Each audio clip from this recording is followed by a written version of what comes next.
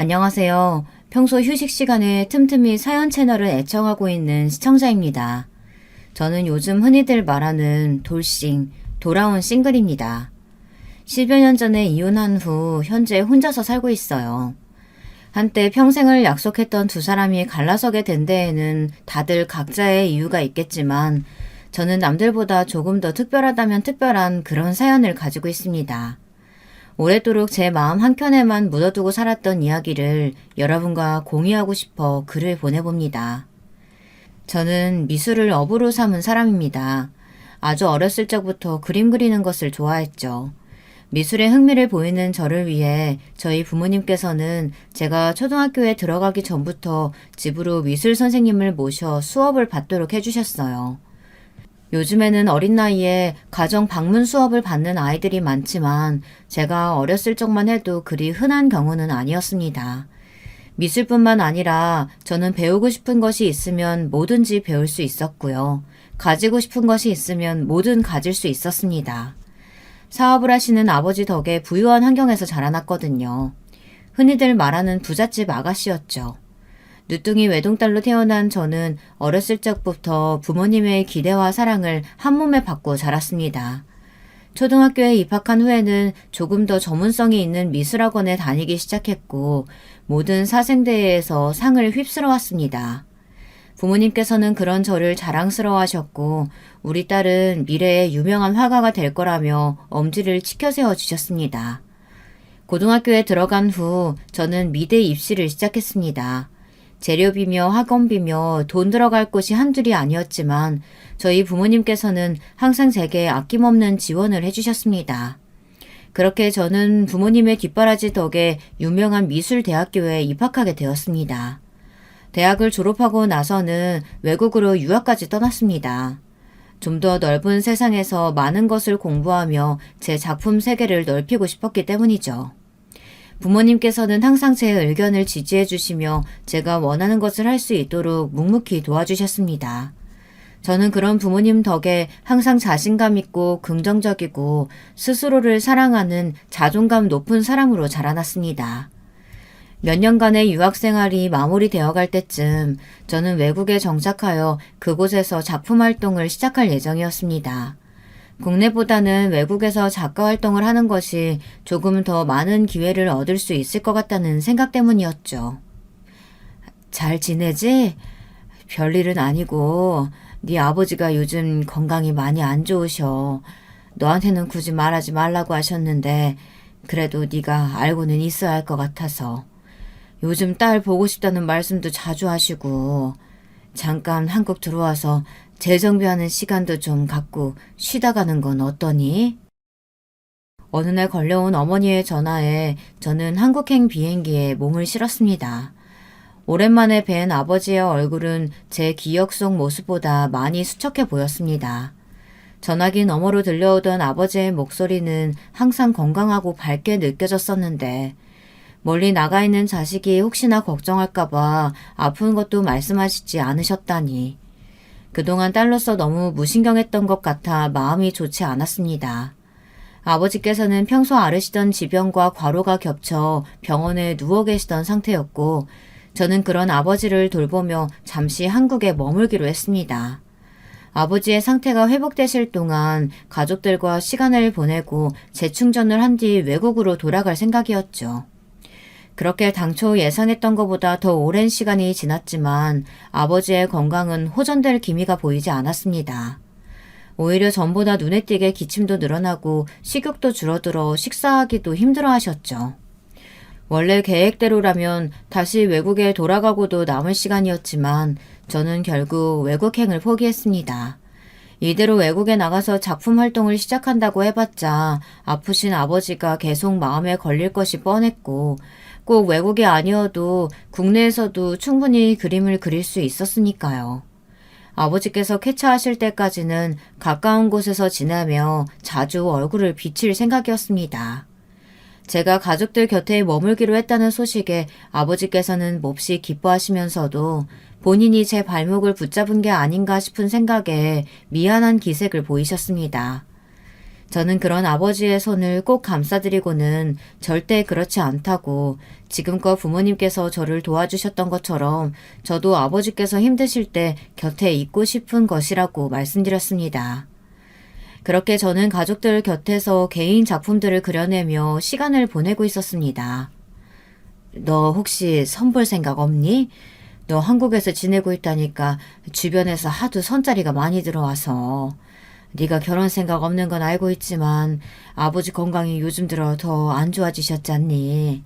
난 저러다가 네 아버지 갑자기 쓰러지는 건 아니까 걱정이다. 아버지가 말씀은 안 하셔도 너 결혼한다고 하면 좋아하실 거다. 주변에서는 다들 손주 자랑이고 난린데 너는 지금껏 애인 한 번 안 데리고 왔잖니. 엄마가 봤는데 사람 참 괜찮아 보이더라. 의사인데 인상이 좋아. 마음 편하게 가지고 한번 만나보기라도 해봐. 사실 전 결혼을 하고자 하는 생각이 전혀 없었습니다. 일단 저는 연애라는 행위 자체가 썩 잘 맞는 사람이 아니었습니다. 누군가에게 저를 맞추고 상대를 위해 저를 희생하고 관계에 매여 있고 싶지 않았습니다. 저는 항상 자유롭고 싶었거든요. 물론 저와 마음이 잘 맞는 사람을 만나 함께 시간을 보내고 감정을 교류하는 것도 참 즐거운 일이었지만 제게는 저만의 시간이나 제 작품 세계가 그에 못지않게 중요했습니다. 결혼 정년기는 조금 지난 나이였지만 전 전혀 마음이 조급하지 않았습니다. 쫓기듯 결혼하고 싶지도 않았고요. 그렇지만 어머니의 제안을 단칼에 거절하기도 쉽지 않았습니다. 어머니의 말씀대로 아버지의 건강이 날이 갈수록 좋지 않아지고 있었거든요. 아버지께서는 어렸을 적부터 자유분방했던 제 성격을 잘 알고 계셨기에 한 번도 제게 결혼에 관해 얘기를 꺼내지 않았지만 부모로서 당연히 하나뿐인 딸이 평생의 반려를 만나 안정적인 삶을 살길 원하실 터였습니다. 결국 저는 한참의 고민 끝에 선자리에 나가게 되었습니다. 당장 이 남자와 결혼을 해야겠다라는 생각보다는 어디 한번 만나나 보자 하는 생각이었죠. 안녕하세요. 오늘 나와주셔서 감사합니다. 사진보다 실물이 훨씬 아름다우시네요. 미술하시는 분이라고 들었어요. 저는 어렸을 적부터 공부만 하느라 미술이고 음악이고 그런 예술적인 것들에는 영 문외한이거든요. 그래서 그런지 예술하시는 분들 보면 참 멋져 보여요. 선자리에서 처음 만난 남편은 괜찮은 사람이었습니다. 예의도 바르고 멀끔하게 생긴 외모에 무엇보다도 제가 하는 일에 대해 관심이 많아 보였습니다. 남편은 피부과 의사였는데 홀어머니 밑에서 자라났다고 했습니다. 유복하게 자라온 저와 달리 어렸을 적부터 갖은 고생을 하고 커온 사람이었죠. 저희 어머니께서 혼자 저를 키우시느라 정말 고생 많이 하셨어요. 제가 어렸을 적에 사고로 아버지가 돌아가셨거든요. 고생하시는 어머니 보면서 전 죽어라 공부했어요. 내가 나중에 꼭 성공해서 어머니께 효도해야겠다는 생각뿐이었죠. 사실 이 자리도 어머니께서 하도 등 떠미셔서 나온 자리예요. 부모님들께선 다들 그렇잖아요. 자식이 얼른 결혼하고 손주도 낳았으면 좋겠고. 첫 만남부터 본인의 가족사며 속에 있는 생각들을 꾸밈없이 말하는 모습에 참 소탈한 사람이구나라는 생각이 들었습니다. 부모님 등살에 못 이겨 선자리에 나왔다는 말에 묘한 동질감도 느꼈고요.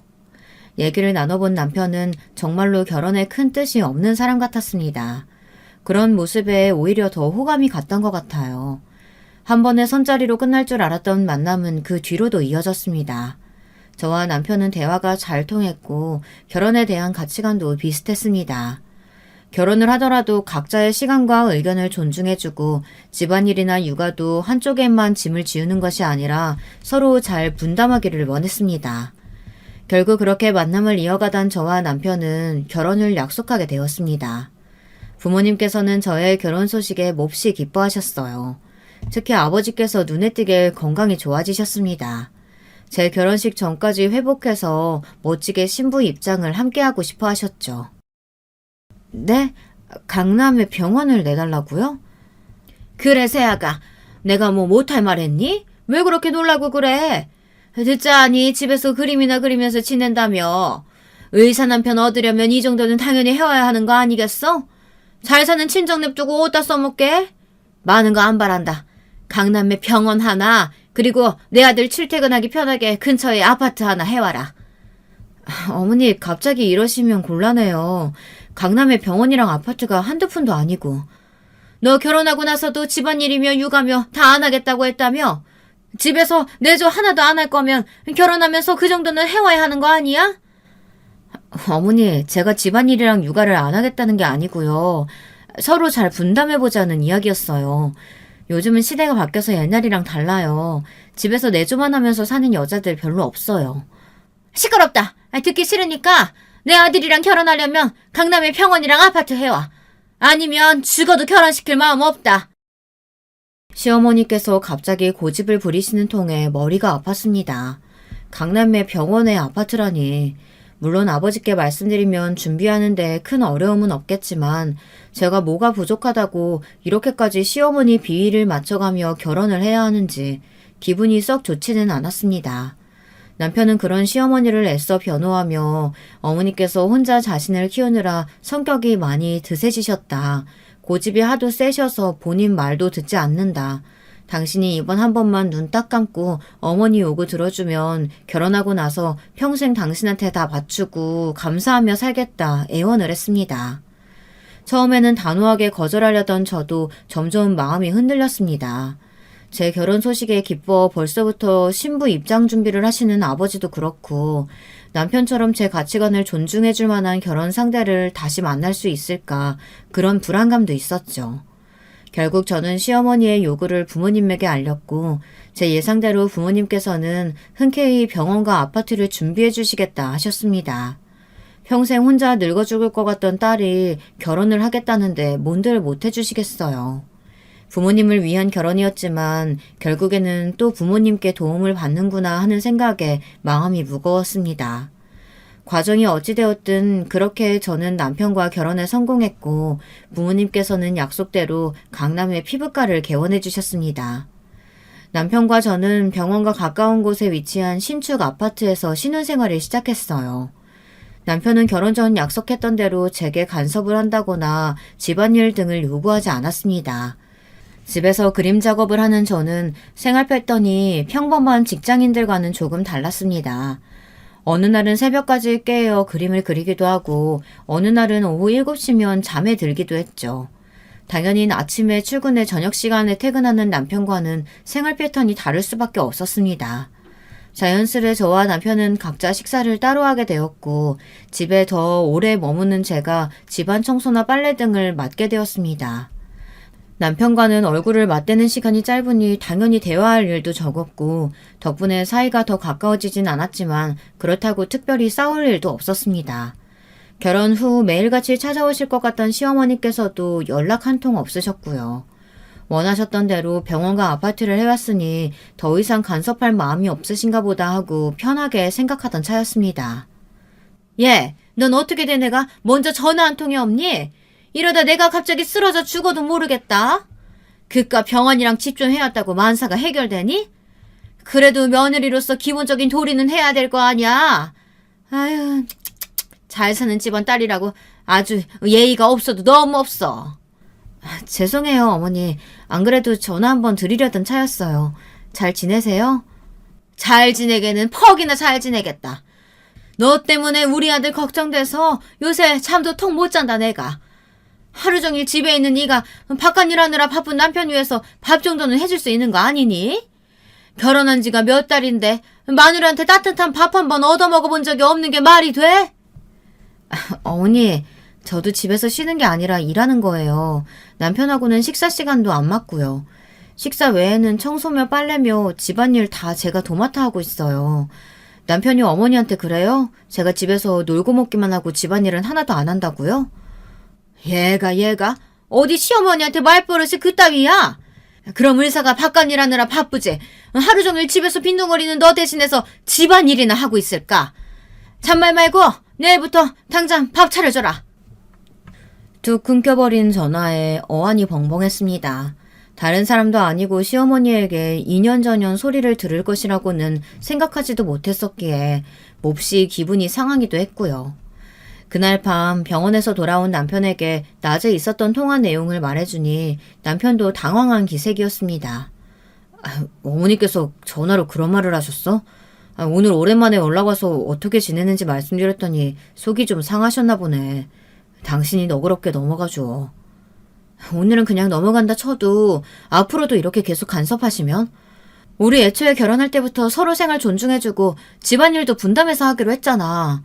어머니께서는 꼭 내가 집에서 놀고 먹기만 하는 것처럼 말씀하시던데 나도 집에서 일하는 거야. 당신 병원일 때문에 바쁘기도 하고 내가 집에서 보내는 시간이 더 기니까 빨래며 청소며 별말 없이 도맡아 하는 거고. 나도 일하느라 밥 제대로 못 챙겨 먹을 때 많아. 그러니까 당신이 어머니한테 주의 좀 드려. 듣다 보니까 기분이 좀 그러네. 우리 어머니는 하나뿐인 아들 걱정해서 그렇게 말씀하신 건데 좋게 좋게 좀 넘어가주면 안 돼?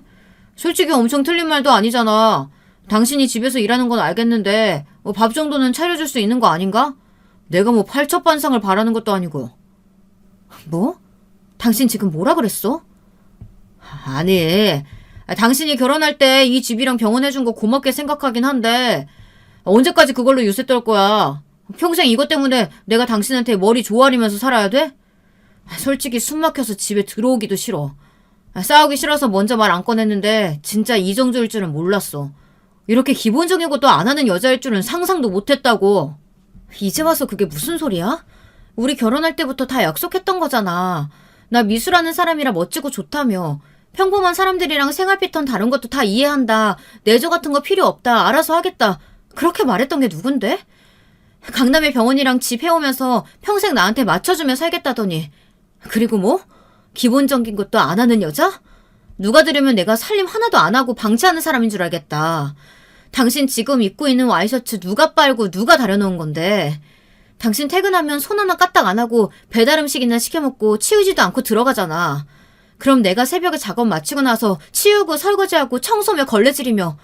당신 결혼하고 나서 한 번이라도 해본 적 있어? 그런 건 당연히 집에 오래 있는 당신이 해야 되는 일 아니야? 하루 종일 집에 있는 아내가 남편 밥 하나 안 차려줘서 배달 음식 시켜먹게 하는 게 무슨 자랑이라고 큰 소리를 쳐. 그리고 이깟 와이셔츠 하나 다려놓은 게 그렇게 힘든 일이냐? 당신 부잣집 아가씨라 귀하게 큰 건 알겠는데 이 정도는 다른 집 여자들도 다 하고 사는 일이야. 돈도 안 되는 그림 조각이나 하루 종일 끄적여 대면서 뭘 그렇게 유세야? 남편 입에서 쏟아져 나온 말들은 정말 충격 그 자체였습니다. 제가 알던 사람이 맞나 싶었어요. 지금껏 저와 결혼하기 위해서 거짓말로 인격을 꾸며냈나 싶을 정도였죠. 내가 이런 사람한테 속아서 강남에 병원이랑 집까지 마련해오며 결혼을 했구나. 이런 후회가 밀려왔고 참을 수 없는 분노에 눈물만 흘렀습니다. 남편은 우는 저를 내버려두곤 방으로 들어가 버렸고 저는 그렇게 밤새 거실에서 홀로 울었습니다.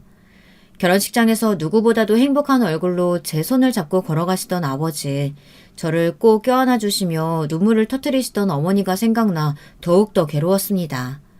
스스로 선택한 반려였으니 원망할 사람도 책임을 미룰 곳도 없었습니다. 그렇게 다음날 아침이 되었고 저는 그날부터 완전히 남편과 남남처럼 지내게 되었습니다. 애초에 사랑 없이 서로의 조건만 보고 시작된 관계였으니 남남처럼 지내는 것이 그리 어렵지는 않았습니다. 어쩌다 출퇴근하는 남편과 마주쳐도 서로 인사는커녕 눈길조차 주지 않고 쌩 나가버리고는 했죠. 남편은 점점 집에 들어오는 시간이 늦어졌습니다. 아마도 술을 마시고 다니는 것 같았어요. 요즘 많이 바쁘니? 전화도 자주 하던 애가 통 연락이 없어서. 남편하고는 잘 지내고? 요즘 아버지가 많이 안 좋으시다. 회사 일도 잘 못 보시고 아예 병원에 누워 계셔. 식사도 자주 거르시고 얼굴이 아주 반쪽이 됐다니까. 사위랑 같이 한번 와. 너 얼굴 보면 기운 좀 차리실 것 같아. 남편과의 결혼 생활이 엉망이 된 후 한동안 저 스스로를 돌볼 정신도 없어 부모님께 연락을 드리지 못했습니다. 어머니의 정성스런 간호에도 불구하고 아버지의 건강은 날이 갈수록 악화되었고 결국 회사 일도 제대로 보시지 못할 정도로 쇠약해지셨다는 어머니의 연락에 급하게 병원으로 찾아갔습니다. 어머니의 말씀대로 아버지는 살이 많이 빠지셔서 몹시 수척해 보이셨습니다. 이런 아버지께 마음의 짐을 더 얹어드릴 수 없어 차마 남편과의 일은 말할 수가 없었습니다. 그저 남편이 병원 일 때문에 바빠서 함께 오지 못했다. 문제없이 잘 지내고 있다고만 이야기했죠. 그래, 잘 지내고 있다니 다행이다. 그러고 보니 너희도 결혼한 지 벌써 1년이나 다 돼가는구나. 슬슬 좋은 소식 들려줬으면 좋겠는데. 아버지의 말씀에 굳어지는 표정을 숨기기 어려웠습니다. 결혼을 했으니 당연히 다음으로는 손주를 기대하실 차례였죠. 아버지 입장에서는 당연한 바람이었지만 그 말씀에 저는 마음이 너무나 무거웠습니다. 대화조차 하지 않는 남편과의 사이에서 어떻게 이세가 생길 수가 있겠어요. 그저 어색하게 웃으며 노력해보겠다며 말끝을 흐릴 뿐이었습니다. 그렇게 짧은 만남을 뒤로하고 집에 돌아오자 정적이 저를 반겨주었습니다. 분명 부부가 함께 살고 있는 집이었지만 아무런 온기가 느껴지지 않았어요. 남편은 저에게 시위라도 하듯 거실에 아무렇게나 옷을 벗어놓거나 배달 음식을 먹고 며칠 동안이나 치우지 않은 채로 방치하고는 했습니다. 결국 보다 못한 제가 몇 번 음식을 치우기도 했지만 이러다가는 끝이 없을 것 같아 신경을 끄기로 했죠. 제가 사용하는 작업실이나 주방, 화장실 같은 공간은 깨끗하게 관리했지만 남편이 쓰는 방이나 서재는 일절 들어가 보지도 않았습니다. 보나마나 더러운 꼴일 것이 뻔했죠. 평생 공부만 하며 자라왔다는 남편의 말대로 남편은 기본적인 집안일조차 할 줄 몰랐거든요. 아마 사소한 것까지 모두 시어머니의 손을 타며 자라온 것 같았습니다. 점점 귀가 시간이 늦어지던 남편은 외박하는 일도 잦아졌습니다. 병원에서 먹고 지내는지 아니면 시댁에 가서 자고 오는 건지 알 수가 없었어요. 여보, 내가 그동안 잘못했어. 당신 친정에서 해준 병원, 집, 이렇게 커다란 은혜를 받고도 내가 잠시 미쳤었나 봐. 한동안 당신하고 냉랭하게 지내보니 이제야 알겠어. 나 당신 사랑해. 이제 다시는 당신한테 집안일이다 뭐다 그런 소리 안 할게. 당신 밥까지 내가 차릴게. 그러니까 우리 다시 예전처럼 돌아가자. 이혼할 거 아니잖아. 부부처럼은 살아야지. 장인어른 몸도 편찮으신데 잘 사는 모습 보여드리자. 어? 무슨 바람이 분 건지 그렇게 밖으로 놔둘던 남편이 갑자기 제게 용서를 구하더라고요. 저도 의미 없는 결혼 생활에 슬슬 지쳐가던 차였습니다. 매일같이 어질러져 있던 집과 술에 취해 들어오는 남편, 서로 없는 사람 취급하며 살던 나날들. 제 눈앞에서 싹싹 빌고 있는 남편의 얼굴이 솔직히 가증스럽게 느껴지긴 했지만 저는 남편의 화해 요청을 받아들였습니다. 저도 더 이상 이런 결혼 생활을 지속하고 싶지는 않았거든요. 남편은 그날 이후로 정말 다른 사람처럼 변했습니다. 출근하면서 제 아침밥을 차려놓고 가질 않나 퇴근 후에는 청소기며 걸레질이며 집안 청소를 나서서 하고 생전 하지도 않던 빨래를 돌려 다림질까지 해놓더라고요. 물론 집안일에 전혀 능숙하지 않은 사람이라 결과물은 영 시원찮았지만 그래도 성의를 보인다는 것이 중요했습니다. 연애 시절처럼 옆에 앉아 도란도란 이야기를 나누는 일이 늘어났고 틀어졌던 남편과의 저의 사이는 점점 회복되었죠. 아주 다정한 인꼬 부부까지는 아니어도 서로 없는 사람 취급하던 지난 날들과는 비교도 되지 않을 정도였죠. 그러던 어느 날 남편이 제게 조심스럽게 물어왔습니다. 이제 슬슬 아이를 가질 때도 되지 않았냐면서요. 물론 저는 딱히 이세를 가지고 싶은 생각은 없었습니다. 애초에 결혼해도 뜻이 없었는데 자식은 더욱더 계획에 없었던 일이었죠. 그치만 병상에 누워 계시는 아버지의 얼굴을 떠올리면 마음 한켠이 불편해지기는 했습니다. 우리 나이도 있고 양가 어른들께서도 손주 기다리시는 것 같고 내가 앞으로 정말 잘할게. 아이 가지면 분명 우리 사이도 끈끈해질 거야. 당신 닮은 예쁜 아기 낳고 싶어. 우리 같이 노력해보자. 결국 남편의 부탁에 고개를 끄덕였고 그 뒤로 저와 남편은 이세를 갖기 위해 많은 노력을 기울였습니다. 아이를 갖기에 그리 젊은 나이는 아니었지만 얼마 지나지 않아 운이 좋게도 임신이 되었고 이 소식을 들으신 아버지께서는 몹시 기뻐하셨습니다. 기뻐하시는 아버지의 얼굴을 보니 저도 마음이 한결 가벼워지더라고요. 솔직히 처음에는 제 뱃속에 생명이 생겼다는 사실 자체가 참 얼떨떨했습니다. 남편은 임신한 저를 거의 신주단지 모시듯 굴었습니다. 조금이라도 무거운 물건을 들려고 하면 후다닥 달려와 대신했고 임산부에게 좋다는 각종 음식을 사다 날랐으며 제가 새벽까지 작업을 하고 있으면 몸에 좋지 않다며 잔소리를 하기도 했죠. 그런 모습이 조금 어색하지만 마냥 싫지만은 않았습니다. 항상 타박만 하시던 시어머니께서도 언제 그랬냐는 듯이 친절한 목소리로 제 안부를 물어오시곤 하셨습니다. 아이가 생기니 이제야 제대로 된 부부 사이가 된 것 같다는 생각이 들었죠. 보통 임산부들은 14주에서 16주 사이에 입덧이 많이들 사라진다고 하지만 저는 이상하게도 입덧을 상당히 오래 했습니다. 그것도 아주 심한 입덧이었습니다. 음식을 입에 넣기는커녕 냄새만 맡아도 구역질을 할 정도였으니까요. 임신 초기에는 과하게 호들갑을 떨며 걱정하던 남편도 나중에는 조금씩 짜증을 내기 시작했습니다. 다들 시간이 지나면 괜찮아진다고들 하는데 당신은 왜 이렇게 유난이냐면서요. 음식 냄새만 맡아도 헛구역질을 하는 저 때문에 남편은 집에서 제대로 된 식사를 하지 못했으니 미안한 마음이 들기는 했죠. 그렇지만 한번 시작된 남편의 투정은 날이 갈수록 심해졌습니다. 원래도 마른 체구에 그리 건강한 체질이 아니었던 저는 입덧으로 살이 5kg 가까이 빠졌고 입덧뿐만 아니라 각종 임신성 질병과 컨디션 저하로 몹시 예민한 상태였습니다. 당연히 같이 살고 있는 남편에게 그 짜증이 자주 돌아가게 되었고 처음에는 어느 정도 받아주던 남편도 갈수록 태도가 눈에 띄게 까칠해졌습니다. 도대체 언제까지 그렇게 짜증만 낼 건데? 남들 다 아는 임신인데 당신은 왜 그렇게 유세야? 뭐든 어떻게 그냥 넘어가는 법이 없어. 짜증 받아주는 것도 이제 지친다. 뭐 애를 나 하나 좋자고 가졌어? 내가 무슨 죄인도 아니고 언제까지 당신 수발 들면서 지내야 되는 건데. 나도 숨 좀 쉬고 살자. 그렇게 남편은 점점 결혼 초의 모습으로 돌아가기 시작했습니다. 입덧 때문에 고생하는 저를 무시한 채 본인이 먹고 싶은 배달 음식을 시켜 먹거나 배가 불러오는 저를 두고 밤늦게까지 술을 마시고 돌아오고는 했어요. 어떤 날은 아예 연락도 없이 외박을 하기도 했습니다. 그런 남편의 모습을 보며 잠시나마 저런 인간과 행복한 미래를 꿈꿨던 제가 참 바보같이 느껴졌습니다. 사람은 고쳐 쓰는 게 아니라는 말이 괜히 있는 게 아니더라고요. 결국 저는 부른 배를 붙잡고 혼자서 집안일이며 식사를 챙기게 되었습니다. 아픈 곳은 많은데 가만히 누워서 쉬질 못하니 하루가 다르게 몸 상태가 나빠졌어요. 이유 모를 복통도 자주 찾아왔습니다. 그날도 아침부터 복통이 몹시 심했던 걸로 기억합니다. 눈을 뜨자마자 찾아온 복통에 간신히 화장실로 기어가 숨을 헐떡이고 있는데 출근 준비를 하던 남편은 그런 저를 힐끗 보고는 아무렇지 않다는 표정으로 집을 나섰습니다. 닫힌 문 뒤로 몰려오는 서러움에 화장실 앞에 주저앉아 한참을 울었던 것 같습니다.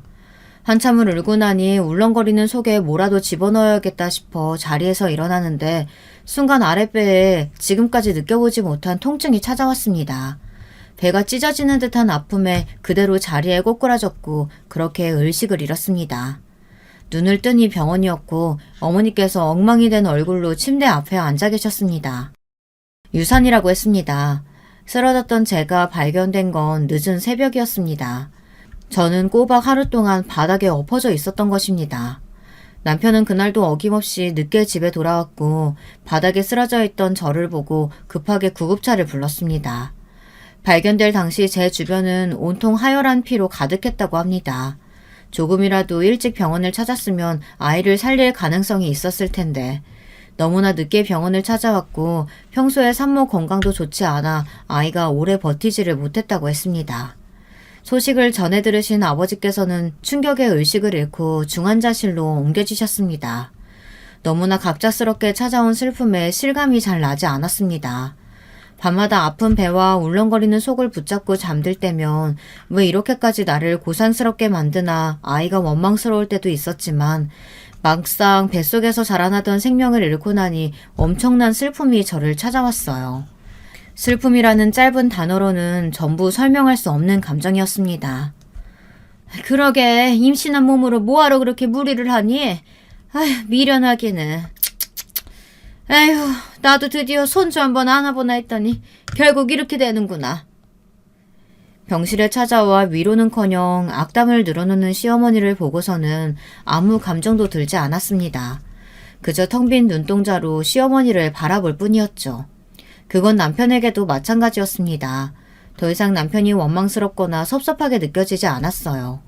당시 저에게는 세상 그 어느 것도 의미 있게 느껴지질 않았습니다. 그렇게 좋아하던 그림도 손에 잡히질 않았고 하루 종일 멍하니 앉아서 아무것도 하지 않고 하루를 보낼 때가 많았습니다. 예, 어쩜 좋으니 아버지 회사가 부도가 났단다. 불행은 불행을 찾아온다고 했던가요. 엎친 데 덮친 격으로 얼마 지나지 않아 아버지께서 운영하시던 회사가 부도가 났습니다. 아버지께서 병상에 누워 계시는 틈을 타 부장 한 명이 운영자금을 빼돌려 달아났다고 했습니다. 수장이 없는 회사는 급격하게 흔들렸고 결국 그대로 파산을 맞고 말았죠. 어머니께서는 충격에 쓰러지셨고 유산 이후 남보다 못한 사이가 된 남편은 부도 소식을 알게 된 후 전보다 더 냉랭해졌습니다. 남편은 점점 집을 비우는 날이 잦아졌고 시어머니께서는 부도 소식에 안부를 묻기는커녕 집이랑 병원 팔아서 친정에 보태줄 생각은 추워도 말라며 으름장을 놓으셨습니다. 몸과 마음이 모두 지쳐가던 저는 결국 자리에 눕게 되었고 제가 손을 놓자 점점 쌓여가는 집안일에 남편이 연락을 드렸는지 얼마 지나지 않아 시어머니께서 저희 집을 방문하셨습니다. 시어머니께서는 집에 들어서자마자 숟가락 하나 들 힘조차 없던 제게 남편 밥은 어떻게 하고 있냐, 집안 꼴이 이게 뭐냐 잔소리를 쏟아내셨습니다. 그런 시어머니를 상대하기에 너무 지쳐있던 저는 그저 죄송하다며 고개를 숙이고는 방에 들어가 죽은 듯이 누워있었죠. 언제까지 저런 애랑 같이 살래? 집이며 병원이며 뽑아먹을 것도 다 뽑아먹었잖아. 더 이상 나을 것도 없는 집구석에 애 하나 제대로 낳기를 해, 내조를 잘하기를 해. 네가 저번에 보여줬던 걔보다 나을 게 하나도 없다. 번듯한 병원도 있고 집도 있겠다. 빨리 이혼하고 걔랑 재혼해서 떡두꺼비 같은 아들 하나 딱 낳으면 좋겠구만. 걔는 뭐하는 집안 딸이라니? 어머니 목소리 좀 낮추세요. 그래도 아직 이혼도 안 했는데 간통죄로 집어넣겠다고 난리라도 치면 어떡해요. 제가 알아서 잘 정떨어지게 굴어볼 테니까 걱정하지 마세요. 저 사람 입에서 먼저 이혼 소리 나오게 할게요. 열린 문틈 사이로 들려오는 두 사람의 대화 소리에 눈물이 볼을 타고 흘러내렸습니다. 내가 겨우 이런 꼴을 보자고 피 같은 아버지 재산으로 저딴 연놈들에게 병원과 집을 가져다 바쳤구나. 과거의 스스로가 너무나 원망스럽고 비통했습니다. 가장 비참했던 것은 두 사람의 대화를 전부 들었음에도 자리에서 일어나 큰 소리로 따질 수가 없다는 사실이었습니다. 툭 치면 쓰러질 것 같은 몸뚱이에 병상에 누워 계시는 부모님, 부도난 아버지의 회사, 얼마 전 하늘로 떠나보낸 아이, 스스로가 너무나 한심했고 보잘것없이 느껴졌습니다. 재혼이니 뭐니 멀쩡한 아내를 두고 불륜을 저지르고 있는 남편에게 한마디 말조차 꺼낼 수 없을 정도로요. 그 뒤로 시어머니께서는 저희 집에 머무시며 남편의 뒷바라지를 하셨습니다. 방에 누워있는 제가 사람처럼 느껴지지도 않는 건지 아예 투명인간 취급을 하셨죠. 두 사람은 거실에서 종종 남편의 내연녀 이야기를 꺼냈고 사실상 저보고 들으라는 듯이 말하는 투였습니다. 우리 이혼하자. 당신이나 어머님이나 내가 알아서 떨어져 주기를 바라는 것 같은데 원하는 대로 해줄게. 대신 우리 친정에서 해준 이 집이랑 병원 돌려줘. 결국 먼저 이혼 이야기를 꺼낸 것은 저였습니다. 이대로 이 집에서 유령 취급 받으며 사느니 차라리 마음 편히 혼자 살 대로 돌아가고 싶었거든요. 그러나 병원과 집을 돌려달라는 제 말에 두 사람은 코웃음을 쳤습니다. 예, 너 뭔가 단단히 착각하고 있는 모양인데 병원 계약이며 사업자며 이 집 명의며 전부 우리 아들 이름으로 되어 있는데 우리가 이걸 너한테 돌려줘야 할 이유가 뭐니? 게다가 자식 하나 제대로 못 낳는 여자가 뭐가 그렇게 잘났다고 눈에 쌍심지를 켜고 이혼 얘기를 꺼내? 죄송합니다. 싹싹 빌면서 사정에도 모자를 파네. 어머님, 아무리 명의가 다 남편 이름으로 되어 있다고 해도 전부 결혼 후에 저희 친정에서 마련해준 것들이잖아요. 어머니께서 원하시는 대로 이혼해 드릴 테니 그 여자 데려와서 애 낳게 하세요. 일부러 저 들으라고 계속 얘기하시는 거 아니에요? 짝 하는 큰소리와 함께 볼이 얼얼해졌습니다. 태어나 처음으로 맞아본 따기에 눈앞이 캄캄해졌죠. 그대로 바닥에 쓰러지듯 엎어지고 나서야 상황 파악이 되더군요. 가진 거라곤 부모 돈밖에 없던 년이 손에 쥔 게 없으니 이제 눈에 뵈는 게 없나 보지? 그래, 네 말대로 훨씬 참한 며느리 데려다 손주 볼 테니까 좋은 말로 할 때 알아서 떨어져 나가라. 너 같은 애한테 돌려줄 건 아무것도 없으니까. 눈앞이 핑핑 돌고 눈물이 쏟아졌습니다. 바닥에 엎드려 숨을 헐떡이는 저를 짐승 쳐다보듯 내려다보던 남편의 눈빛이 아직도 생생합니다. 저는 그저 그 상황에서 빨리 벗어나고 싶었습니다. 부모님께서 멀쩡히 제 곁에 계셨다면 재살 분할 소송을 하든 간통죄로 고소를 하든 최소한의 무언가를 더 시도해보려 했겠지만 당시 제게는 그럴 만한 힘도 의지도 없었습니다. 결국 저는 그렇게 제가 가져왔던 것들을 모두 잃은 채로 남편과 갈라섰습니다. 솔직히 말하자면 나쁜 생각도 많이 했습니다. 그러나 병상에 누워 계시는 부모님을 생각하며 죽을 힘으로 버텼습니다. 저마저 잘못되면 아프신 부모님을 돌볼 사람이 아무도 없다는 생각에 억지로라도 잘 지내보려고 애썼죠. 그렇게 시간이 흘렀고 하늘이 저를 불쌍히 여겨주신 건지 의식이 없으시던 아버지께서 기적처럼 눈을 뜨셨습니다. 그날 아버지 품에서 얼마나 많은 눈물을 쏟아냈는지 기억도 나지 않습니다. 얼마 지나지 않아 어머니께서도 기운을 차리고 일어나셨고 그렇게 저희 가족은 다시 3명이 됐습니다. 제가 빈손으로 쫓겨나듯 이혼당했다는 사실을 전해 들으신 아버지께서는 몹시 분노하셨습니다. 당장 병원으로 찾아가겠다며 일을 가시는 아버지께 저는 아버지께서 눈을 뜨신 것만으로 충분하니 한동안 몸 관리에만 신경 쓰시라 간곡히 부탁을 드렸습니다.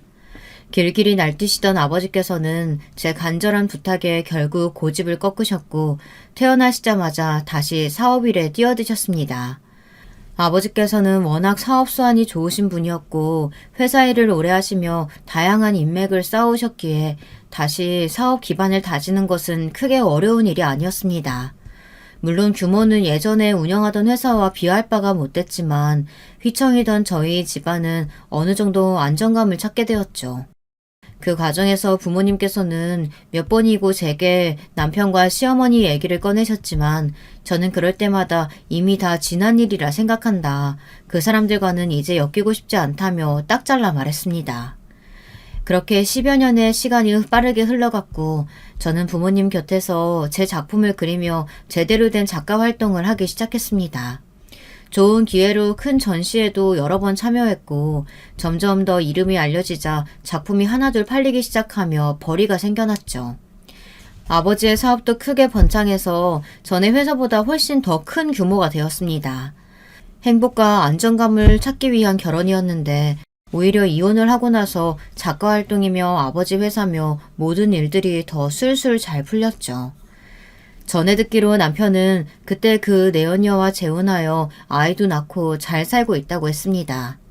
부모님께는 괜찮다고 말씀드리긴 했지만 가끔 남편과 시어머니 그리고 얼굴도 모르는 그 내연녀와 아이를 생각하면 가슴 한켠에 원망과 억울함이 차오를 때가 있었습니다.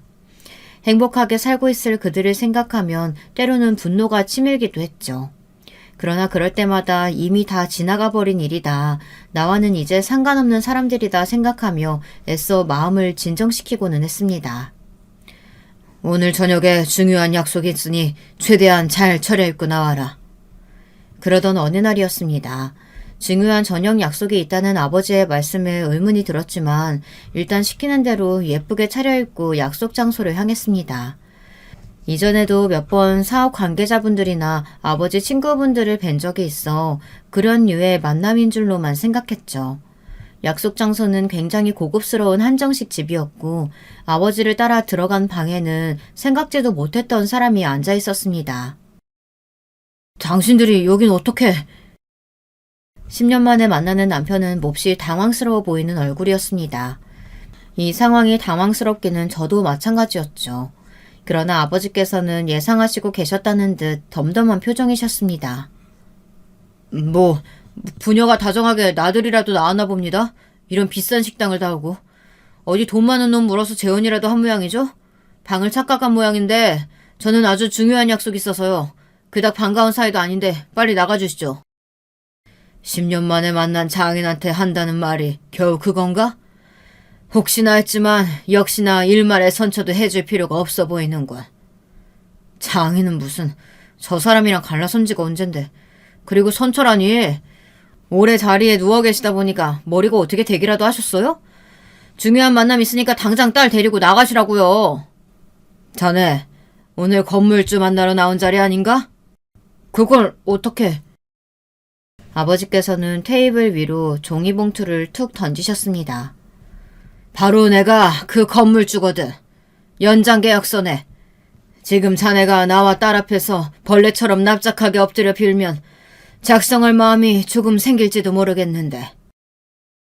아버지의 말씀에 남편은 표정이 급속도로 굳어지더니 떨리는 손으로 종이봉투를 아무렇게나 뜯어냈습니다. 종이봉투 안에 들어있던 서류는 아버지 말씀대로 병원 연장 계약서였습니다. 벌벌 떨며 계약서 내용을 확인하던 남편은 이내 저와 아버지를 죽일 듯이 노려보더군요. 여기 병원 닫는다고 내가 다시 병원 못 열 것 같아? 어차피 보증금 돌려받으면 대출 좀 받아서 다른 곳에서 열면 되는 일이야. 겨우 이런 걸로 뭐? 벌레처럼 엎드려서 빌어?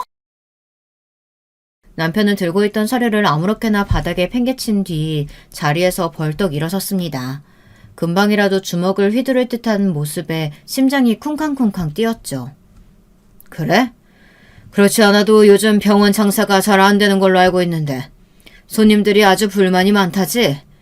새로운 곳에 터 잡고 개원한다고 한들 단골이 하나도 없는데 이전처럼 병원 운영이 될까? 당신 뭐야?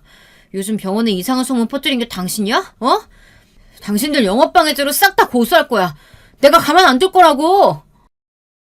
아버지의 말에 당황한 기색이 역력해 보이던 남편은 소리를 지르고는 도망치듯 방을 뛰쳐나갔습니다. 도무지 이해가 되질 않는 상황에 혼란스러운 눈으로 아버지를 바라보니 아버지께서는 그제야 제게 그동안의 일들을 말씀해 주셨습니다.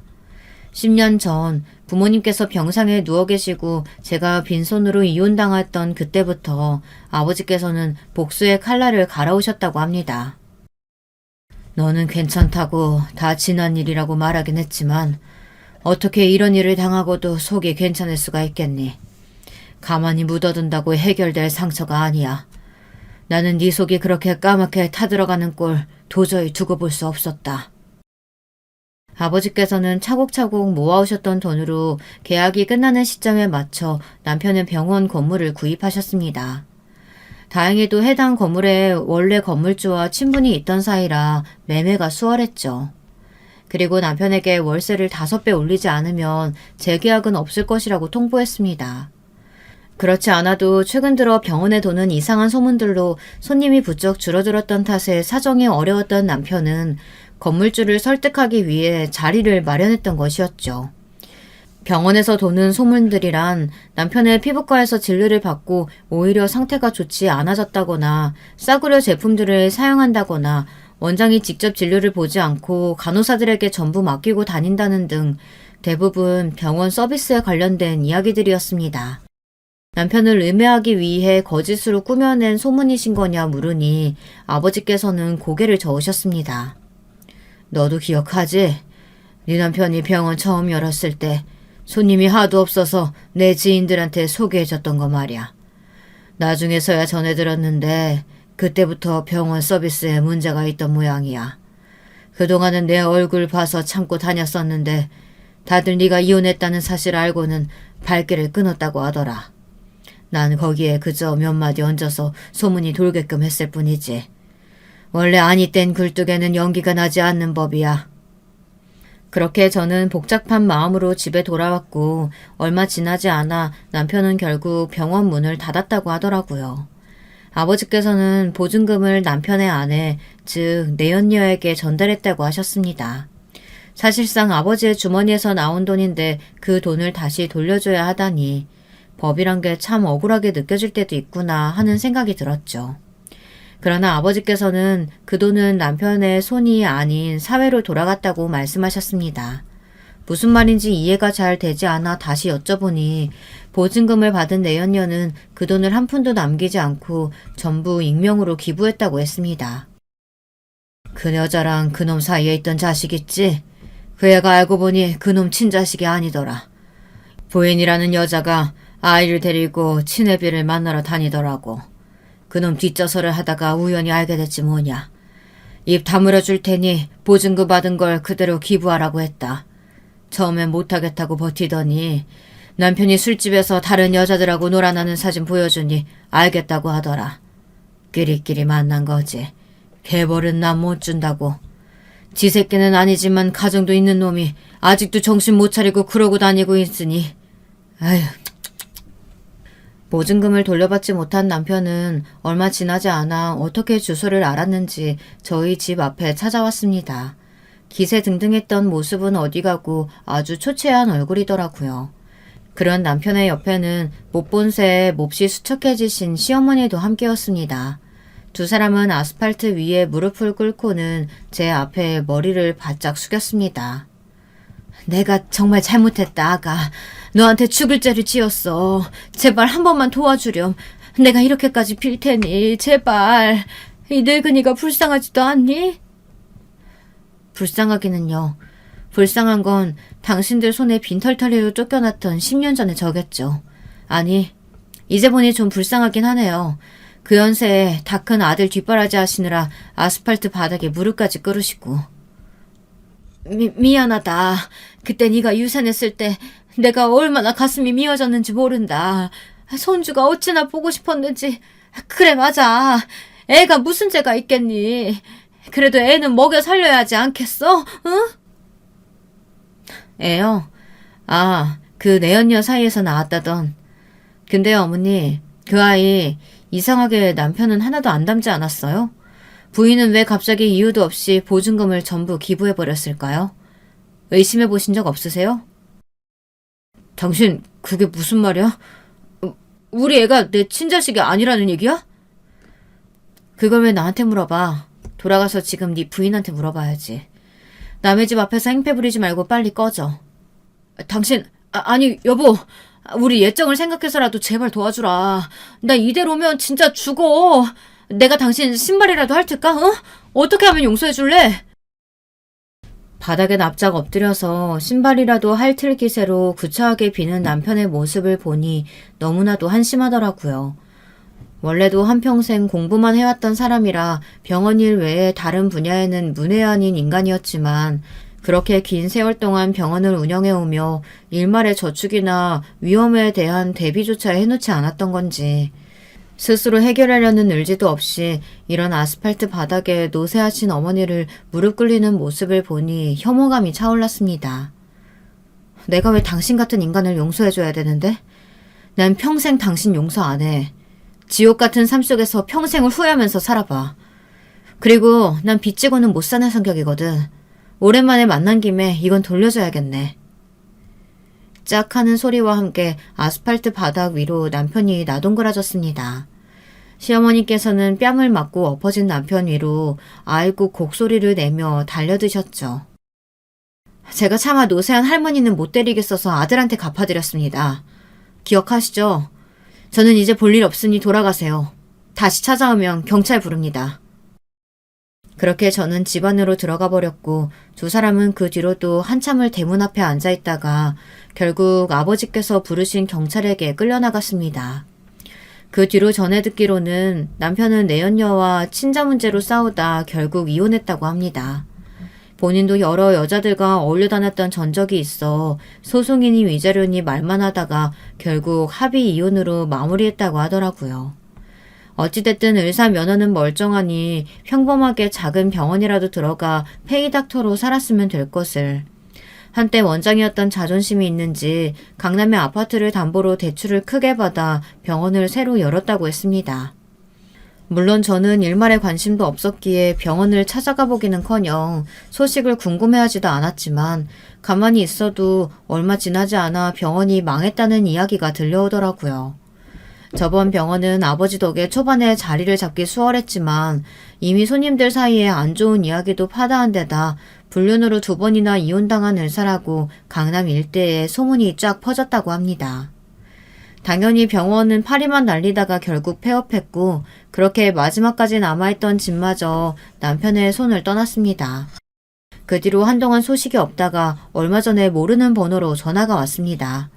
혹시 하고 받아보니 익숙한 목소리더라고요. 요새 정말 너무 힘들다고 시어머니께서 쓰러지셨는데 병원비 낼 돈도 없다며 제발 도와달라고 비는데 어찌나 구차하던지요. 바로 끊어버리고는 번호 차단까지 했습니다. 남편의 병원이 있던 자리에 저는 저만의 갤러리를 열었습니다. 아버지께서 그 장소를 제가 원하는 대로 사용할 수 있도록 해주셨거든요. 그동안 그려왔던 그림들도 전시하고 한켠에는 작업실도 만들어 계속 그림을 그리고 있습니다. 결혼은 정말 제 인생의 무덤이었던 것 같아요. 제 스스로 묫자리까지 만들어 들어갔지만 결국엔 스스로 파헤치고 나왔으니 참 다행이죠. 손주를 보고 싶어 하셨던 아버지께서는 이제 그런 건 다 필요 없다며 다른 무엇보다도 저의 행복이 가장 중요하다고 말씀해 주십니다.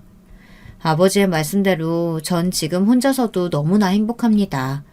남은 인생 누군가의 아내, 누군가의 어머니가 아니라 저라는 사람 자체로 아버지 어머니 곁에서 오랫도록 작품 활동하며 행복하게 살아가고 싶습니다.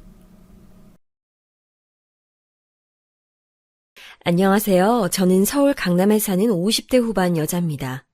남편이 퇴근하기 전에 시간이 남으면 유튜브로 사연 듣는 게 취미라 자주 듣다가 제 얘기도 소개하고 싶어서 제보하게 됐어요. 자식들도 이제 다 커서 집에 있는 시간이 없고 또 요즘 제 인생에 변화가 있어서 이번 기회에 용기 내어 제보합니다.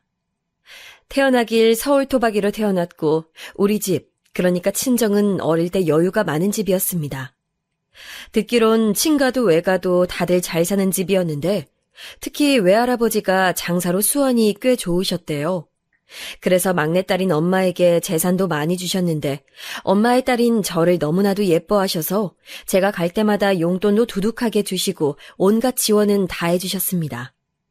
엄마가 막내라서 외할아버지는 제 친구들의 할아버지들보다 더 나이가 많으셨는데 겉모습만 보면 상당히 정정하셔서 우리 할아버지가 더 젊어 보이셨어요. 외할아버지는 제가 고등학교 1학년 때 돌아가셨는데 저는 그때 우리 엄마가 우는 모습을 태어나서 처음 봤습니다. 외할아버지는 암으로 돌아가셨는데 돌아가시기 전에 아프셨을 때도 엄마와 제가 병원에 가면 반응을 특히 많이 하셔서 저도 너무 슬퍼서 한동안 정신을 차릴 수가 없었어요. 외할머니는 제가 대학생 때 돌아가셨고 두 분의 재산은 외삼촌들과 엄마가 나누어 가졌는데 꽤 많은 돈이었습니다. 두 분이 돌아가시기 전에도 친가도 잘 살았고 외할아버지가 우리 집에 특히 애정을 주셔서 저는 어릴 때부터 상당히 유복하게 자랐어요. 우리 아버지는 은행에 다니셔서 벌이가 적지 않았죠. 동네에서 우리 집이 유난히 컸고 옷도 제 옷이 제일 좋고 예뻤습니다. 그렇다고 사치를 부리는 편은 아니라 그냥 적당히 여유롭게 자랐는데 덕분에 특별한 구김살 없이 자랄 수 있었어요. 그리고 전 외동이라 부모님의 사랑을 독차지하며 컸습니다. 어릴 땐 친구들처럼 오빠나 언니 혹은 동생이 있었으면 좋겠다고 생각했는데 어느 순간 혼자도 좋더라고요. 무엇보다 엄마가 저랑 함께하는 시간이 많아서 나중엔 외동을 즐겼습니다. 그렇게 전 자라서 대학에 가게 됐는데 저 때만 해도 여자가 대학에 가는 경우는 별로 없었어요. 제 전공은 국어국문학이었고 대학 생활은 아주 즐거웠답니다. 그리고 저는 거기서 지금 남편을 만나게 됐는데 첫사랑은 아니었고 오히려 첫사랑과 헤어졌을 때 저를 옆에서 놀리던 동기였어요. 제 첫사랑은 동아리 오빠였는데 지금 생각해도 멋있는 사람이었습니다. 제가 첫눈에 반해서 들이댔는데 이미 그 오빠는 너무 예쁜 선배 언니가 여자친구로 있었어요. 그래도 저는 10번 찍어 안 넘어가는 나무 없다고 끝까지 몇 년을 들이대서 결국엔 사귀었는데 2개월 만에 대차게 차였어요. 첫사랑이었고 태어나서 남자친구를 처음 사귀었던 첫연애라 헤어지고 너무 슬퍼서 동기들을 돌아가며 불러서 술을 마셨습니다. 그때는 이별하면 세상이 무너지는 줄 알았고 제 인생은 거기서 끝나는 줄 알았죠. 남편은 그때 그냥 동기 중 한 명이었는데 제 술친구였어요. 너무 슬퍼서 남편을 앞에 두고 울고 있으면 저를 달래주던 건 아니고 그냥 앞에서 실실 웃으며 자기가 선배한테 다시 사귀라고 말을 대신 전해줄까 하며 놀렸습니다. 처음엔 그게 얄미웠는데 시간이 지날수록 같이 울어주던 동기들도 고마웠지만 저렇게 제 슬픈 감정을 없애준 남편이 참 고맙더라고요. 그러다 보니 저도 남편을 자주 불러냈고 그렇게 둘이 지낸 시간은 길어져서 결국 우린 사귀게 되었습니다. 결혼하고 한 사실인데 남편은 애초에 제가 첫사랑이라고 하더라고요. 그래서 제가 동아리 선배와 헤어졌을 때 너무 기뻤다고 합니다. 그것도 모르고 저는 남편을 불러내어 저를 위로해달라 했던 거죠. 선배와 사귈 때는 연애하는 내내 설레고 좋아서 어쩔 줄 몰랐는데 남편과 만날 땐 그냥 진짜 친구 만나는 기분이었는데 대신 남편을 만나는 내내 너무 웃어요. 웃겨서 시간 가는 줄 모르는 그런 친구들 있잖아요.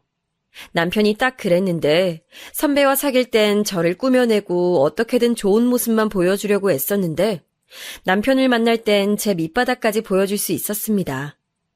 처음에는 그래서 남편과 결혼하진 않겠다고 생각했는데 시간이 지날수록 주변에서 언니들이 제 마음이 편할 수 있도록 하는 남자가 진국이라며 결혼을 부추겼어요.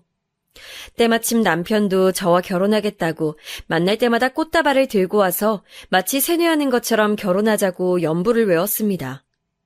언니들 말대로 평생 살 건데 내가 가장 편하고 나를 다 내려놔도 아무 문제가 없는 사람과 결혼하는 게 맞다 생각하기도 했고 또 다른 남자를 만나기엔 제 성격상 귀찮고 또 그 새로운 사람을 만나서 알아가는 과정이 저한텐 버거워서 남편의 결혼하자는 요구를 승낙하게 되었습니다. 남편은 졸업하고 은행에 들어갔는데 마침 우리 친정아버지가 은행에 다니셔서 남편을 아주 좋게 봤어요. 아무래도 같은 분야니까 말도 잘 통해서 결혼한다고 했을 때 아버지는 크게 반대가 없으셨습니다. 그런데 예상 밖으로 엄마가 반대하셨는데 그 이유는 바로 남편의 집안 문제였어요. 남편은 3남매였고 첫째 아들, 즉 장남이었고 아버지가 그때 이미 아프셨던 상태였습니다. 우리 외할아버지처럼 암에 걸린 건 아니었지만 지병이 많으셔서 여기저기 아프셔서 병원에 자주 입원하셨어요. 엄마는 남편도 나중에 그러면 제가 다 뒷바라지를 해야 하는데 곱게 키운 딸이 남의 집 아들 병간호하며 인생을 보내게 할 수 없다고 하셨죠. 그리고 시아버지가 돌아가시면 시어머니가 혼자 남게 되는데 그것도 싫다고 하시고 남편 밑으로 동생이 둘이나 있는데 나중에 남편에게 부담이 많이 될 수 있다며 반대하셨습니다. 무엇보다 남편의 집이 우리 집처럼 여유 있는 집이 아니라 결혼하면 우리 집에서 더 많은 지원이 올 것 같았거든요. 엄마는 그런 경제적인 이유가 나중에 분명 제 결혼 생활에 걸림돌이 될 거라고 강하게 반대하셨어요. 제가 외동딸이고 엄마가 저를 키우며 저한테 신경을 많이 쓴 것도 알고 많은 사랑을 주신 것도 당연히 알고 있습니다. 그래서 사실 남편한텐 비밀이지만 엄마가 주선한 선자리에도 나간 적이 있어요. 그런데 오히려 선을 볼 때마다 저는 남편이 아니면 안 될 것 같더라고요.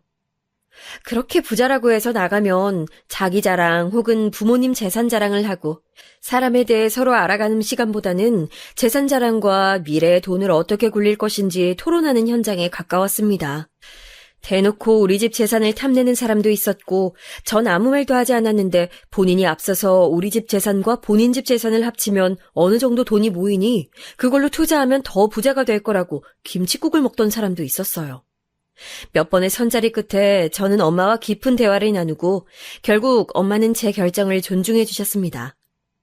그러면서 이왕 결혼하는 거 인생에서 한 번뿐인데 제대로 해야 한다고 말하며 생각보다 더 많이 지원을 해주셨어요. 남편 집에서는 당연히 제가 며느리로 들어간다니까 반대하지 않았는데 시어머니 얘기를 잠깐 하고 갈게요. 시어머니가 제 사연의 핵심이라 말하고 넘어가야 합니다. 시어머니를 처음 본 건 남편의 졸업식이었어요. 제가 남편보다 먼저 졸업해서 그날 저는 졸업하지 않았는데 꽃다발을 사고 아침부터 꽃단장을 열심히 하고 남편을 축하해주러 갔는데 남편 옆에 어떤 여자가 딱 달라붙어 있었습니다. 바로 시어머니였는데 시어머니는 남편이 장남이라 그런 건지 진짜 타인이 보아도 얼마나 의지하고 아들을 사랑하는지 느낄 수 있었어요. 그걸 본 선배 언니들이 저에게 귓속말로 결혼을 다시 생각해보라고 우스갯소리를 할 정도라고 하면 이해되실까요? 저도 그 광경을 보며 마냥 기분이 좋았던 건 당연히 아니고 걱정했지만 남편이 누가 봐도 저를 많이 좋아했고 저한테 너무 잘해줬기 때문에 주변에 만류해도 결혼하게 됐습니다. 친정에서 집을 마련해줘서 우리는 남들보다 훨씬 여유롭게 결혼 생활을 시작할 수 있었는데 확실히 경제적으로 여유가 있으니 신혼 땐 마냥 행복했어요. 오죽하면 시어머니와 시누이가 저에게 딱 봐도 건들고 기분을 상하게 하는데도 알면서도 웃으면서 넘어갈 정도였습니다. 하지만 그렇게 좋았던 기간도 3개월이 끝이었고 그 뒤로는 시댁 때문에 저는 화가 나는 사건들이 생기게 됐어요. 가장 첫 번째로는 시아버지가 아프셨다고 했잖아요. 그런데 저도 외할아버지가 병원에서 오래 계셔서 어느 정도는 알고 있었는데 병원비가 진짜 예상보다 훨씬 비쌌어요. 시댁은 이미 시아버지의 병원비를 대느라 빚도 많은 상태였는데 우리 집이 잘 사는 것을 알게 된 뒤로는 시어머니는 저에게 돈을 빌려달라고 대놓고 말했는데 마치 맡겨놓은 것처럼 부탁하더라고요. 하도 뻔뻔하게 부탁해서 어렸던 저는 이상하다고 생각하지도 못할 정도였습니다. 네 시아버지가 아프니까 지금 식구들이 얼마나 속상하니. 시아버지가 빨리 나아야 아가 너도 행복하잖아. 그치? 그러니까 조금만 도와줘. 시어머니는 그렇게 저한테 종종 돈을 가져가셨는데 이왕 결혼한 거 저는 잘 보이고 싶은 마음도 있었고 무엇보다 돌아가신 외할아버지가 생각나서 돈을 줬습니다. 엄마가 저에게 혹시 살면서 무슨 일이 생기면 쓰라고 하셨던 비상금이 있는데 그 돈은 결혼 전에 제가 성인이 되자마자 주신 돈이었어요.